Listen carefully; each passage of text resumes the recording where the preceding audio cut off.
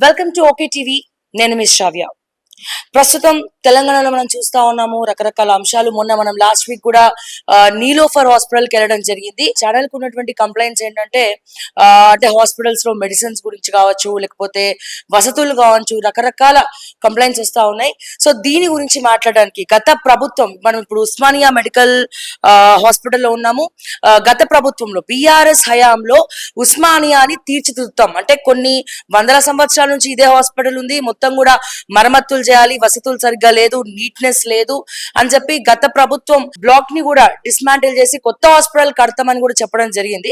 అయితే ఇప్పుడు ఈ ప్రభుత్వం వచ్చిన తర్వాత కూడా సుమారుగా మళ్ళా డిసెంబర్ 10వ తారీఖు వస్తే 1 year కావస్తోంది. ఉస్మానియా మెడికల్ హాస్పిటల్ పరిస్థితి ఏంది, కొత్త బిల్డింగ్ కట్టే అవకాశం ఏమైనా ఉందా, సో వసతుల సంగతి ఏంది, పేషెంట్ సంగతి ఏంది, రకరకాల అంశాల గురించి మాట్లాడడానికి, మన డౌట్స్ క్లియర్ చేసుకోవడానికి మనం Osmania medical hospital superintendent Rakesh గారితో ఉన్నాము. సో సార్ అడిగి తెలుసుకుందాము. సార్ నమస్తే అండి. నమస్తే. ఎలా ఉన్నారు? బాగున్నాం. So first of all congratulation sir. And ఏం సార్ హాస్పిటల్ పరిస్థితి, కొత్త బిల్డింగ్ అంటే గత ప్రభుత్వంలో చాలా హామీలు ఇచ్చింది ఉస్మానియా మెడికల్ హాస్పిటల్. హైదరాబాద్ అంటే ఫస్ట్ గుర్తొచ్చేది మనకు ఉస్మానియానే. సో ఇటువంటి మెడికల్ హాస్పిటల్లో బెడ్స్ విషయం కావచ్చు, లేకపోతే నీట్నెస్ గురించి కావచ్చు. ఇప్పుడు మనం ఓపీ దగ్గర కన్నా కూడా మార్చరీ దగ్గరికి వెళ్తే కూడా సార్ అక్కడ నీట్నెస్ అనేది లేదు. And point number 1. Point number 2 ఏంటంటే కొత్త బిల్డింగ్ ఎప్పుడు అంటే మొత్తం కూడా ఇప్పుడు హాస్టల్ బిల్డింగ్ చూస్తే చాలా దారుణంగా ఉంది. ఇక్కడ ఉన్నటువంటి స్టూడెంట్స్ పాత హాస్టల్స్ లోనే ఉంటున్నారు. సో కొత్త బిల్డింగ్ కడతామని గత ప్రభుత్వం చెప్పింది, కానీ కట్టలేదు. ఈ ప్రభుత్వం వచ్చిన తర్వాత అయినా ఏమైనా మేలు జరుగుతుందా? మీ అభిప్రాయం ఏంటి దీని మీద? So thank you. మీరు అడిగిన ప్రశ్నలకి ఇప్పుడు మన హాస్పిటల్, ఇప్పుడు ఉస్మానియా జనరల్ హాస్పిటల్ ఏముందంటే 100 ఏండ్ల కింద కట్టిన హాస్పిటల్ ఉంది. అప్పటి నుంచి చాలా సర్వీస్ ప్రొవైడ్ చేస్తున్నారు. అంత this is the most prestigious hospital of the state of Telangana. So ఇక్కడ ఏముందంటే తెలంగాణ ప్రభుత్వం నుంచే కాకుండా చుట్టూ ప్రభుత్వాలతోని కూడా పేషెంట్స్ వస్తూ ఉంటారు. అండ్ ఇక్కడ రోజు మా దగ్గర ఒక 3000 పైన ఓపీ పేషెంట్స్ వస్తారు. ఇంకా డైలీ అడ్మిషన్స్ ఏమో 200 పైన మంది అడ్మిట్ అవుతారు. ఇంకా రకరకాల surgeries, more than 100 surgeries everyday జరుగుతూ ఉంటాయి. సో ఇవన్నీ మంచిగా జరుగుతున్నాయి. అన్ని సౌకర్యాలు అన్ని ప్రొవైడ్ చేస్తున్నాం మేము. ఈ పేషెంట్ లోడ్ అంతా చూస్తున్నారు కదా, ఈ పేషెంట్ లోడ్ అన్ని మేనేజ్ చేస్తున్నాం, మంచిగా మేనేజ్ చేస్తున్నాము. ఓన్లీ ఏముందంటే ఇప్పుడు పాత బిల్డింగ్ ఉండడం వలన ఆ పాత బిల్డింగ్ లో కొంచెం ప్రాబ్లమ్స్ రావడం వలన క్లోజ్ చేసినారు. ఆ బెడ్స్ వేరే బిల్డింగ్స్ లో అకామిడేట్ చేస్తున్నాం. ఇప్పుడు ప్రస్తుతానికి ఇట్లా మేనేజ్ చేస్తున్నాం. కానీ మీకు తెలిసి ఉంటుంది, మన ఆనరబుల్ చీఫ్ మినిస్టర్ గారు అసెంబ్లీలో అనౌన్స్ చేసినారు దట్ గోషామహల్ పోలీస్ గ్రౌండ్ లో కొత్త భవనం నిర్మాణం చేస్తున్నారు ఫర్ ఉస్మానియా జనరల్ హాస్పిటల్. దాంట్లో అండ్ మన హెల్త్ మినిస్టర్ గారు కూడా దీని గురించి చెప్పిన్నారు. అండ్ దీని గురించి చాలా వర్క్ జరుగుతుంది. And soon we are expecting that within 1.5 to 2 years అక్కడ మాకు ఇంకా ఈ సౌకర్యాలు ఇంక్రీజ్ అయ్యే ఒక ఎదురు చూస్తున్నాం మేము. సో ఇవి పని జరుగుతుంది అక్కడ. And we are expecting that soon we will be having a bigger place to manage the patients even more effectively, although we are doing our best and having a good facility, providing good facility to our patients who are coming here. So in fact in Osmania General Hospital lo memu ikkada అన్ని రకరకాల procedures, surgeries జరుగుతున్నాయి, transplants జరుగుతున్నాయి, more than any other hospital in the government setup. And as compared to many other states also, we are doing much better than most other states in the country. And we are also having liver transplants, complex procedures like liver transplants, kidney transplants. We have also done both kidney, pancreas transplant kuda jarigindi ikkada Osmania hospital lo. So ivanni and ikkada organ donation kuda jarigindi last year లో at least 4 donations జరిగినాయి ఇక్కడ నుంచి ఈ హాస్పిటల్లో. So అన్ని రకాల సౌకర్యాలు provide చేస్తున్నాము, ఈ ఫెసిలిటీస్ ఉన్నాయి. అండ్ ట్రీట్మెంట్ ప్రొవైడ్ చేస్తున్నాము అందరికీ. ఈ ప్రెసెంట్ సీజన్లో కూడా, ఫీవర్ సీజన్లో కూడా పేషెంట్స్ ఎక్కువ ఉండే, కానీ we were able to manage the load of patients. and we have been providing all the medications. Although there have been some complaints from patients. There will always be some complaints whenever you go to whichever place you go. There will always be some complaints, but by and large, majority of patients are benefiting from the services that we are providing. All the doctors are working hard, and the sisters, nursing staff, the class 4 employees, and all the security, sanitation staff are working. So we are monitoring that. We are trying to improve the services. There is always a scope for improvement. ఎంత మనం చేసినా ఇంకా further improve చేయడానికి scope ఉంటుంది. Sir no అది doubt అవన్నీ చూసి ఉస్మానియాలో treatment కి ఎవరు కూడా పేరు పెట్టలేరు. ట్రీట్మెంట్ కావచ్చు, లేకపోతే మీరు కూడా వండర్ఫుల్ ఎక్సలెంట్ డాక్టర్. మీ గురించి కూడా మా అందరు కూడా తెలుసు. కానీ సార్ మాకున్న కంప్లైంట్ ఏంటంటే సార్, పేషెంట్స్ అంటే కింద బెడ్స్ లేక కింద పడుకోబెట్టడం కావచ్చు, అండ్ అవుట్ సోర్సింగ్ స్టాఫ్ విషయం కావచ్చు, లేకపోతే నీట్నెస్ లేకపోవడం కావచ్చు, వాష్రూమ్స్ పరిస్థితి కావచ్చు, ఇవన్నీ. అండ్ ఇంకోటి ఏంటంటే సార్, ముఖ్యంగా medicines sir, medical bills government of Telangana medical bills release చేయలేదు.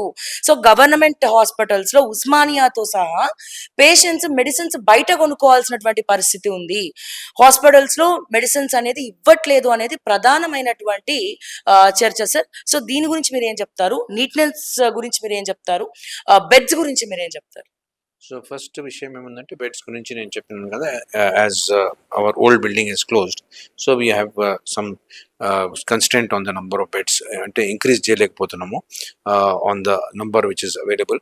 సో దాంట్లో ఏమవుతుందంటే కొన్ని సమయంలో they are patients coming, more number of patients than we have beds, but still we're not sending off any patient. So no, there is no patient sent away from Osmania Hospital. Whoever is coming here is being admitted, treated whenever required. All the our required treatment is being given, and we are trying to even if there is no bed, we are providing the treatment on a trolley. And in some of the general wards, what is happening is because of the overflow of patients, sometimes there are some patients who are having to stay on the floor for some time. That is not a easy job for the doctor also, because doctor కూడా patient కింద ఉంటే వాళ్ళకి manage చేయడము ఇంకా ఎక్కువ కష్టం ఉంటుంది. ఇంకా నర్సెస్ కూడా ఇంకా శ్రమ పెట్టాలి. కానీ ఇవన్నీ చేసి వాళ్ళందరికీ మేనేజ్ చేస్తున్నారు, ఎవరికి పంపిస్తలేరు.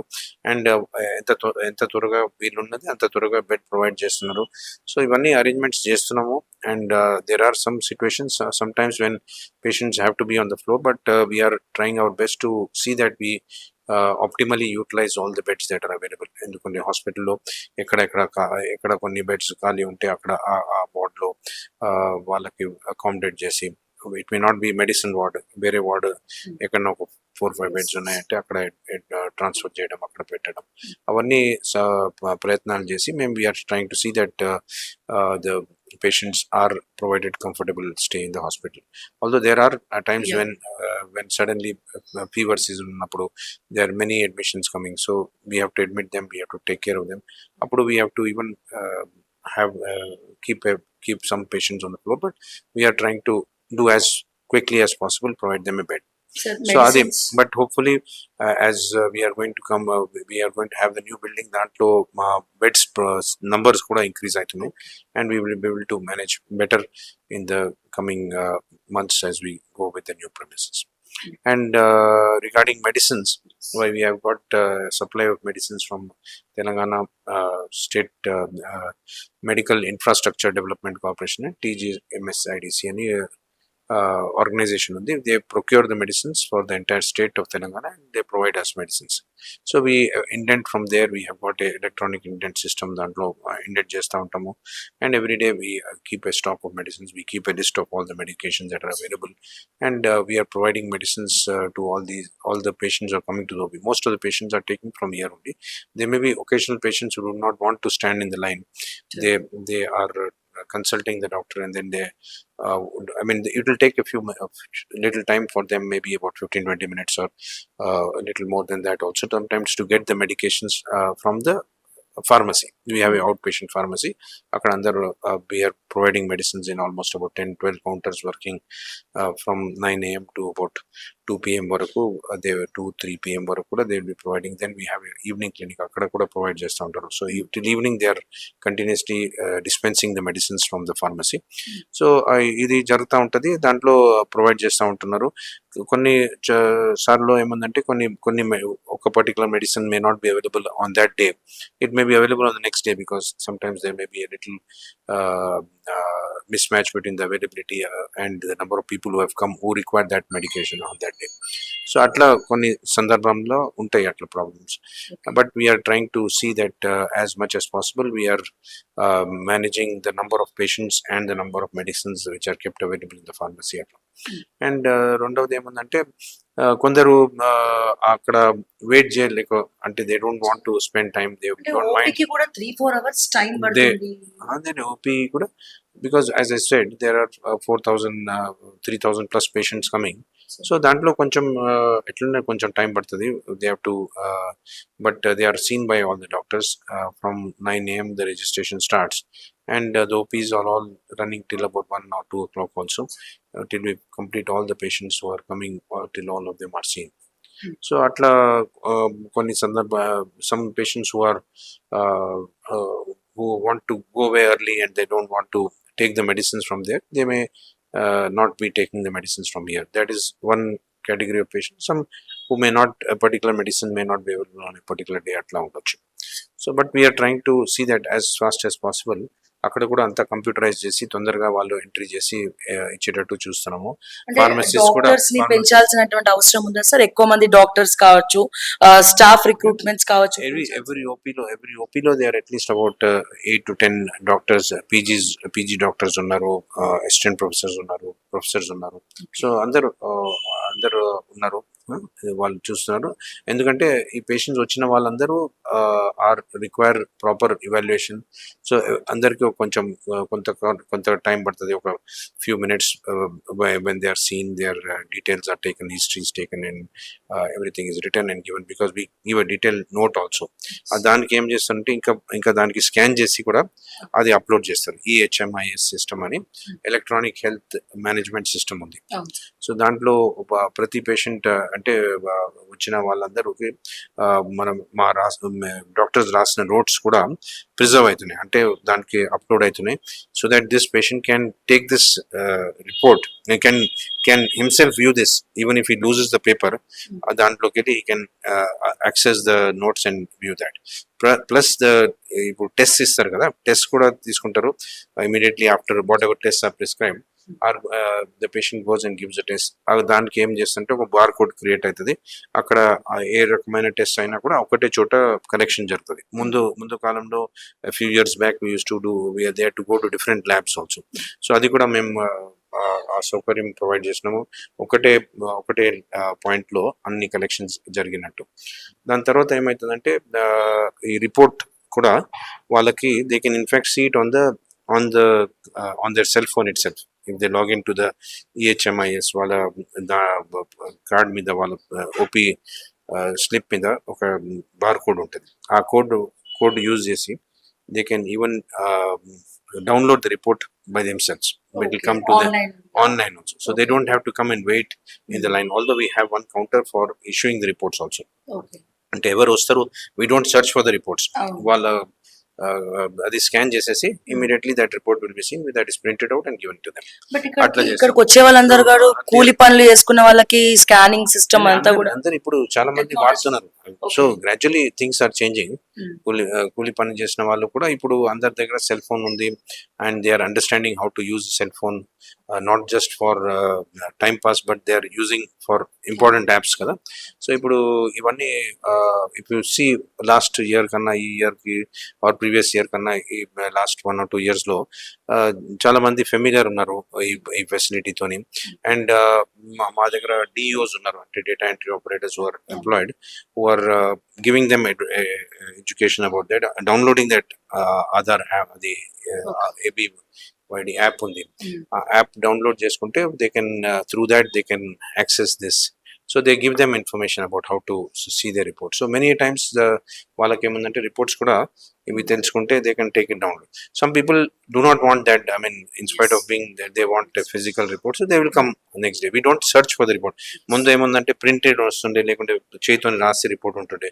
సో అన్ని వెతకాలి, మళ్ళీ ఆ నంబర్ చూసుకొని వాళ్ళ పేర్లు చూసుకొని వెతకడం దాంట్లోనే చాలా టైం పడుతుంది. ఇప్పుడు ఆ పరిస్థితి లేకుండా ఇప్పుడు రాగానే వాళ్ళు వాళ్ళ కార్డ్ చూపించగానే వాళ్ళ బార్ కోడ్ ఉంటుంది, ఆ బార్ కోడ్ స్కాన్ చేసేసి immediately there report is displayed on screen, వాళ్ళు ప్రింట్ చేసేసి ఇచ్చేస్తారు.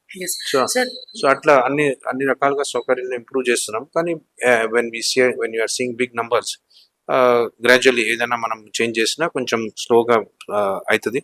కానీ gradually everything, all these facilities are improving in the hospital, and we are able to provide better service to all the people who are coming, poor and needy people who are coming to the hospital. Sir అయితే not only patients sir, doctors కి కూడా problematic గానే ఉంటది obviously.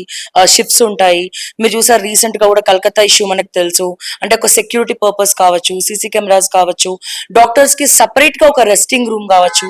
ఇవి బయట hospitals తో పోల్చుకుంటే ఉస్మానియాలో ఇంకా దారుణంగా ఉంది పరిస్థితి. అంటే చాలా పాత బిల్డింగ్ అవ్వడం కావచ్చు, డాక్టర్స్ రెస్ట్ తీసుకునే పరిస్థితి కూడా ఇక్కడ, రెస్ట్ రూమ్స్ కూడా అంత లేవు అని కూడా తెలుస్తోంది. సో దీని గురించి మీరేం చెప్తారు? సో ఈ రీసెంట్లీ ప్రభుత్వం ఇచ్చిన ఇన్స్ట్రక్షన్స్ ప్రకారం, మన మంత్రి గారు ఇచ్చిన ఇన్స్ట్రక్షన్స్ ప్రకారం, we have formed a committee, we have formed a security committee and a vigilance committee in the hospital. We had a meeting, we discussed, we went and saw all the facilities that are being there, that are there for doctors, sisters. చూసి దానికి we have made a plan for improvement of that. మొన్న HDS meeting అయింది, commissioner గారు వచ్చినారు, మన hospital development society chairman గారు ఉన్నారు, మన commissioner of health and family welfare గారు, డాక్టర్ మిస్టర్ కర్ణం గారు. So he has also sanctioned amount of money for the installation of security cameras. Already we have security cameras in many places, but we still need to add some more, and we have identified places where ఎక్కడెక్కడ add చేయాలి security cameras. And even doctors rooms లో we are in the process of making a system where access is only to doctors. So వాళ్ళ ID card చేస్తున్నాము, ఆ card లోనే RFID అంటారు కదా, అట్లా లాక్ పెట్టడం ఇప్పుడు ప్రాసెస్ స్టార్ట్ చేసినాము. సో దాంట్లో ఏమవుతుందంటే only the doctors can access the room. Otherwise the common problem complaint that we are having from most of our resident doctors, that some people are entering into the room at time, because patients are there, lot of people are there. So not only patients, sometimes it is also a ex-employee. నిన్న ఇప్పుడు మీరు ఉన్నప్పుడే doctor గారు చెప్పినారు, one of the residents had their cell phone stolen yesterday night, but we got the security was able to catch the person, and it was one of the ex temporary employees of the hospital, so they were able to retrieve that. అట్లా ఈ cameras వల్ల that is advantage, they could identify in the camera. There was another incident we read in the paper, one boy was kidnapped from UP. మళ్ళీ ఆ security కెమెరాలో చూసి then they could trace out the boy and the police could track. So we have security cameras, we are trying to strengthen that. Most of them are working, maybe one or two ikkadakada పని చేస్తే, లేకుంటే we are instructing our staff to look at that, and RMOs are doing rounds continuously every day, and they are looking at this. So our cameras kuda anni functional unnattu chuste, then I think the safety is better.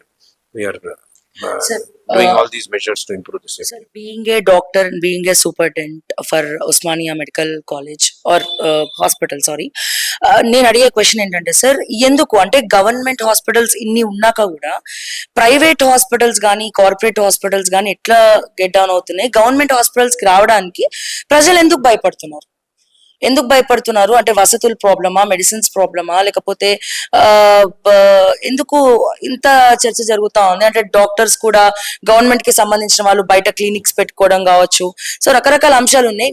మీరు దేని గురించి అనుకుంటున్నారు? ఎందుకు ఇప్పుడు ఉన్న system లో ఇప్పుడు మనం చూస్తే వీఆర్ సీయింగ్ 3000+ పేషెంట్స్ కదా every day. So it is we are seeing as many patients as possible. So దాంట్లో ఏముందంటే I don't think people, I mean there are many categories of people in the society, some who want to go to private hospital and spend money and go, so they are getting treatment. That is good, we should have a facility for them also.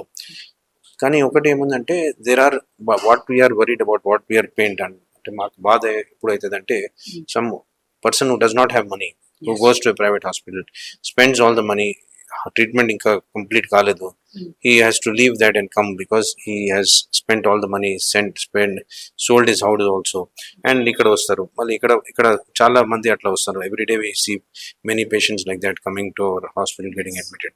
So what we are requesting you also is to give a proper message to people that they are not scared to come here. Many times ఏముందంటే ఒక particular incident చూసి ఒక particular portion గురించి, ఒక particular area sanitation మంచిగా లేదు, ఒక cleanness ఒక పర్టికులర్ పోర్షన్ లేదంటే, or somebody one particular patient has a problem, అది మనము ఎక్కువ అది ప్రొజెక్ట్ అయినప్పుడు అందరికి ఏముంటుంది, ఒక భయం ఉంటుంది, ఇక్కడ గవర్నమెంట్ హాస్పిటల్లో పోతే ఎవరు చూడరు అట్లా అనుకుంటారు. అట్లా అనుకొని they are themselves getting harmed by that because they are going to private hospital spending lot of money. So instead, if they have more confidence, they come to the government hospital, they will benefit from coming early and getting treatment, appropriate treatment.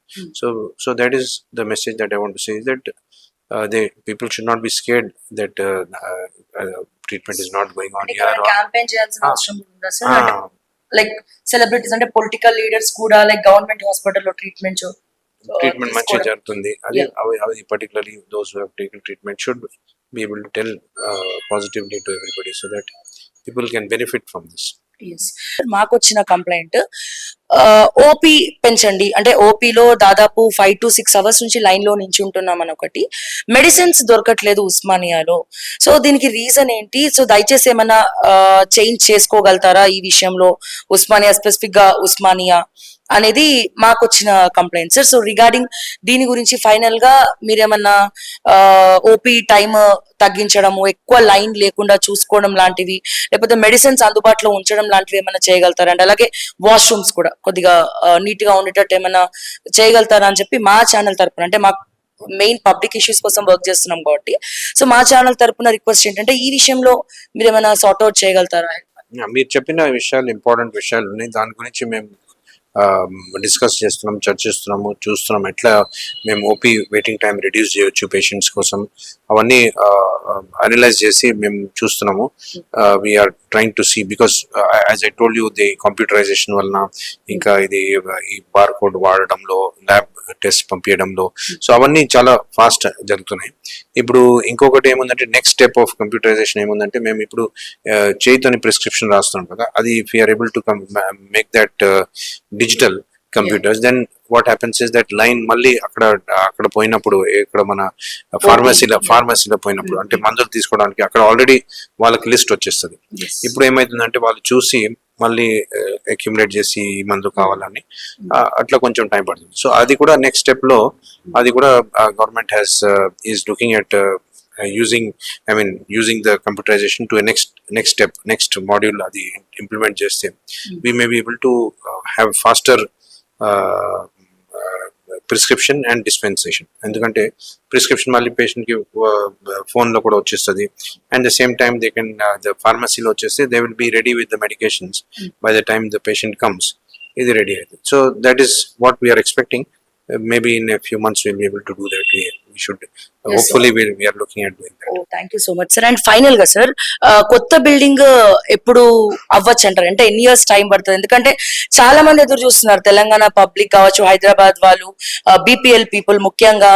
So ఈ వసతులు తొందరగా complete అయిపోతే ఉస్మానియా అది మాకు కూడా comfort గా ఉంటది, obviously doctors and as well as patients. So సుమారు ఇంకా ఎంత టైం పట్టొచ్చు? So we are very thankful to the present government, our chief minister, our minister garu, who have taken all the efforts to identify and start the project, and I'm sure with the same speed with which work is going on now, we expect that another 1.5 to 2 years low, we should be able to get the new premises.